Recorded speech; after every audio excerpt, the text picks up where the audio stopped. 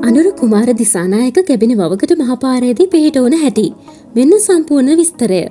වත්මන් ජනපති අනුර ඊයේ නුගේගොඩ ගම්සභාහන්දියේ රථ තුනක් සහිතව ගමන් කරමින් සිටියදී මේ සිදුවීම සිදු වී තිබෙන බව වාර්තා වෙනවා. රාත්‍රී 11ට පමණ මාර්ගයේ වෙතට පැන එක් පුද්ගලයෙක් කැබ් රථයක් නවත්වා තිබෙනවා. එහිදී කැබ් රථ තුනක්ම එක දිගට නැවැත්වීම වාහනයට අත දැමූ පුද්ගලයාද විමතියට පත් කළ හේතුවක් වුණා.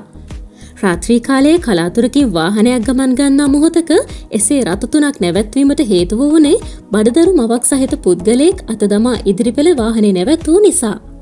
එසේ වාහනේ නැවැත්වීමට අණ ලබා දුන්නේ අනුර කුමාර දිසානායක ජනාධිපතිතුමයි.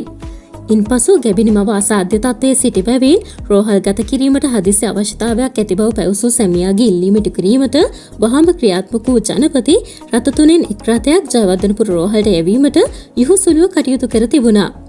නොසිතූ මොහොතක නුගේගොඩදී ගැබිනි මවට පිහිටුණු අනුර කුමාර ජනාධිපති ගැන සහ එම මානුෂීය තත්ත්වය පිළිබඳ ඔබේ අදහසත් පහලින් ඉදිරිපත් කරගෙන යන්න අමතක කරන්න එපා.